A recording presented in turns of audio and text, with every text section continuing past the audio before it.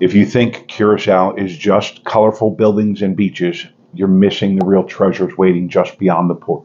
I'm going to uncover the quiet corners, the vibrant culture, and authentic experiences that most cruisers never even hear about. I'm going to show you how to skip the usual crowds and step straight into the heart of Curaçao. I'm going to make sure you know exactly where to go to turn a simple port stop into an unforgettable adventure. And don't miss the final highlight, because it's the kind of experience that turns a good day in Curaçao into a legendary one. So why do most cruisers miss Curaçao's real charm? Because they stay too close to the pier.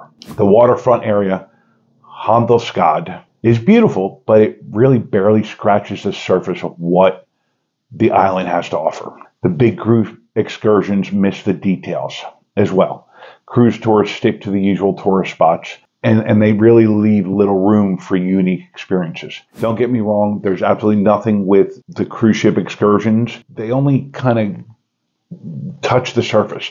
They don't really get down into the island, and that goes for most islands, in my opinion. What do they miss? They miss the local flavor, the lesser-known beaches, the cultural history, and the inland natural beauty that really defines the soul of Curaçao. So what do you do instead? Just a little independent planning can go a really long way on Curaçao, and the island is safe, welcoming, and easy to explore. So the first steps when you disembark, talk about this pretty much every one of my port guides. Get off the ship first.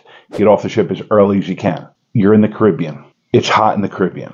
The hottest part of the day is arguably the mid-afternoon. Get off the ship as early as you can so that you can enjoy the island, enjoy the beauty without sweating as much. And you can beat the crowds to some degree. So, all right, get off the ship, cross the Queen Emma Bridge. That's the iconic floating bridge.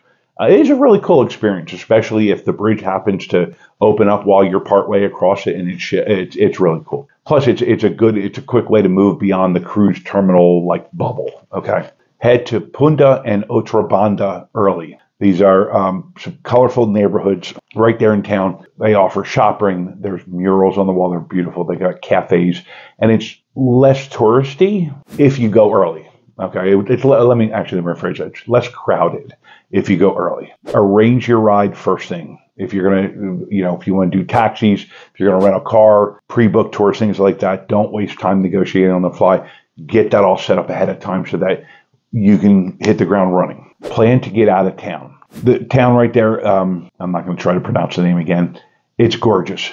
It's nice, but there's so much more to see. The true highlights of Curaçao are 20 to 45 minutes from the cruise port, but they are worth the drive. So let's talk about some of the authentic cultural stops. And I'm going to try to pronounce these as best as I can. Landust Chobolobo, home of the original blue Curaçao liquor. Tasting tours and a quick history of the island's distilling culture happened there.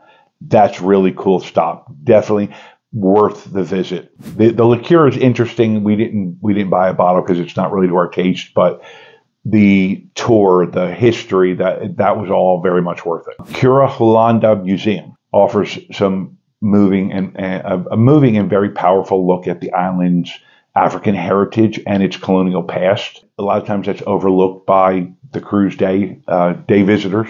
The Charlotte District, vibrant street art, restored colonial mansions, and some of the lesser known stories of local life and resilience and living on the island.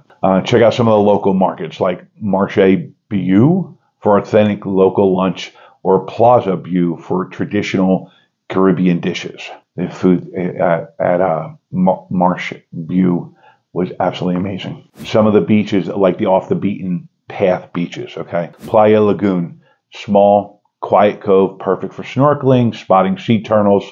The locals love it, and cruise passengers rarely reach it. All the more reason to go there. Playa Canepa Grande, or Grote Knip. Stunning views, bright turquoise water, postcard-worthy scenery, no resorts, just nature. Really cool spot. Tugboat Beach. It's a unique snorkeling over a sunken tugboat that's just offshore. It's definitely interesting. Dai Bui Beach, laid back, less crowded, Make sure you bring water shoes here because it's a bit rocky, but it's definitely worth it for the calmness, the serenity. A lot of these beaches that I'm talking about usually lack crowds and therefore amenities. So bring towels from the ship, bring some cash, bring some snacks, and again, reef safe sunscreen. You're going to hear me say that every single time. Some easy do-it-yourself adventures. Head over to Siete Boca National Park. It's a wild, dramatic coastline where the waves crash into underground caverns. Some really epic photo spots here. Cristofel National Park. For the active traveler, you can hike Mount Cristofel for amazing panoramic views or explore by car for some wildlife sightings. A self-guided island tour.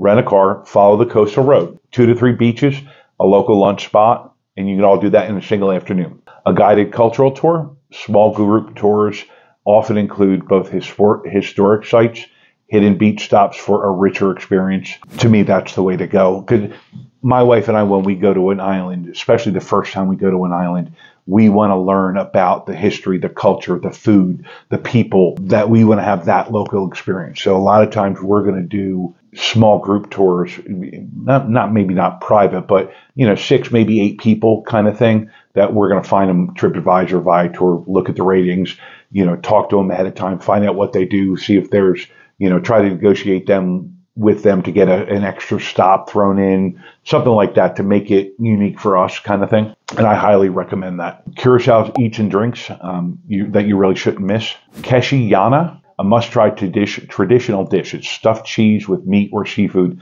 very rich in flavor and history. Pastechi and batidos, local street food. Pastechi, they're pastries, and the batidos are fresh fruit smoothies. Plaza View Food Hall, casual, authentic, affordable.